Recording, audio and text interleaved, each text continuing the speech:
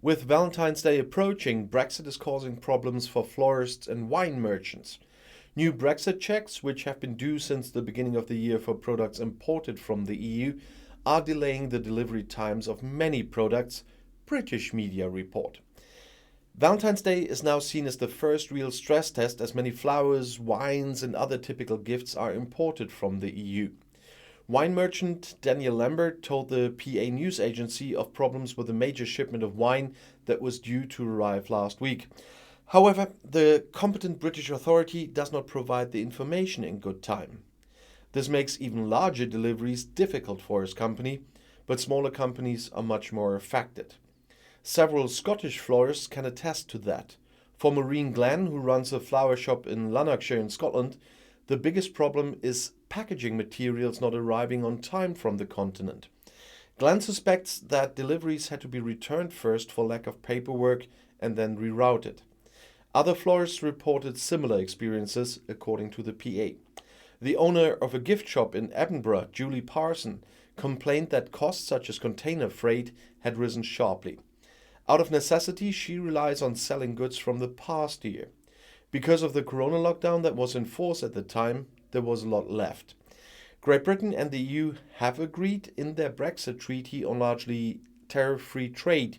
Nevertheless, the exit from the EU creates considerable hurdles for the import and export of goods. New checks that are gradually being introduced and the additional bureaucracy required are causing delays and higher costs. In the course of the investigation into a series of lockdown parties, the British police have sent Prime Minister Boris Johnson a questionnaire. We can confirm that the Prime Minister has received a questionnaire from the Metropolitan Police. He will respond as necessary, a government spokeswoman said on Friday. British media had previously speculated whether Johnson was one of the 50 or so recipients of the questionnaires. Police said on Wednesday they would be sending questionnaires to more than 50 people as part of the investigation into at least 12 Downing Street events in 2020 and 2021. The respondents should provide information about their activities on the days in question within 7 days. Johnson had come under immense pressure in the past few weeks because of the scandal surrounding celebrations with plenty of alcohol at his official residence during the corona lockdown. Several MPs from his Tory party publicly called for the Prime Minister's resignation. And strong criticism also came from former Conservative Prime Minister John Major. He accused Johnson of lying and damaging the UK's reputation. Britain's international reputation is now in tatters, said Major, who ruled the country from 1990 to 1997.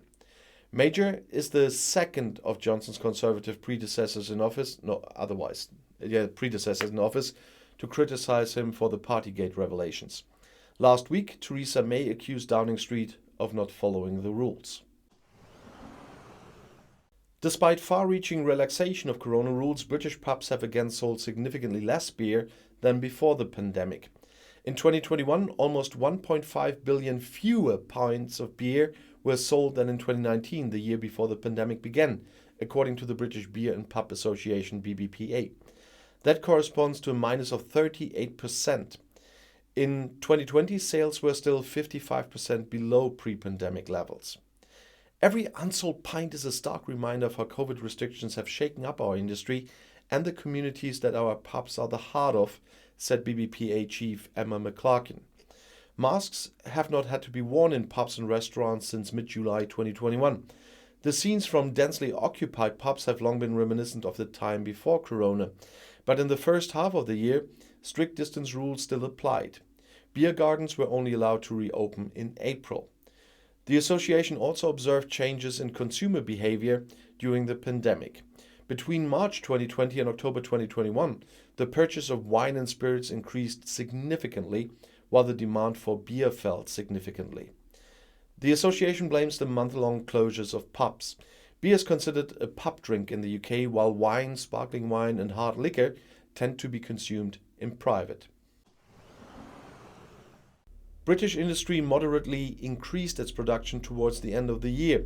According to the Statistics Office ONS on Friday, total production in December was 0.3% higher than in November. This exceeded the expectations of analysts. In the entire fourth quarter, production was 0.4% below the level of the previous quarter. In December, the production of goods in industry rose, as did energy production, and the water supply and wastewater treatment sector also grew. Mining, on the other hand, reduced its output. The corona crisis is still making itself felt. Total production in December was 2.6 below the pre-crisis level of February 2020. One officer as a kidnapper and murderer, several as rapists, others writing homophobic, sexist and racist messages. The world-renowned London police have been given a pathetic picture for months. The long-awaited consequence, which many felt was overdue, now followed. London Mayor Sadiq Khan withdrew his confidence from Police Chief Cressida and she then resigned. While Dick enjoyed the backing of the UK government, she has been controversial in the capital since taking office in 2017. Prime Minister Boris Johnson still throws the personnel into another dilemma, or is thrown into a dilemma by it.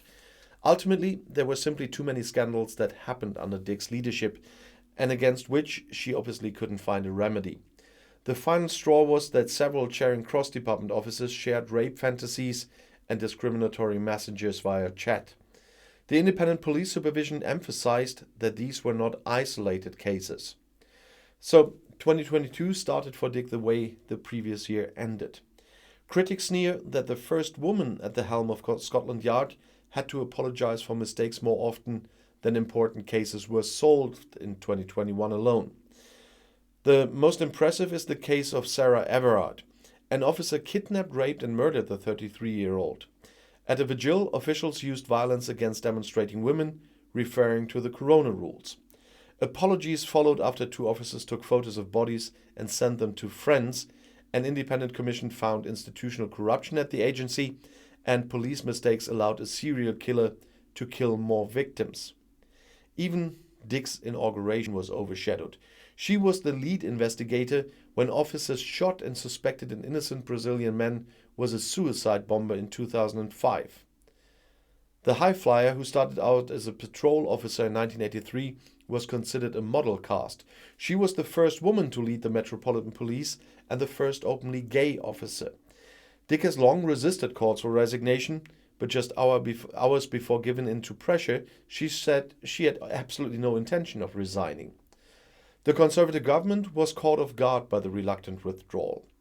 Apparently, Mayor Khan, a member of the opposition Labour Party, had not coordinated his move with Home Secretary Priti Patel, who just a few months ago extended Dick's contract by 2 years to 2024.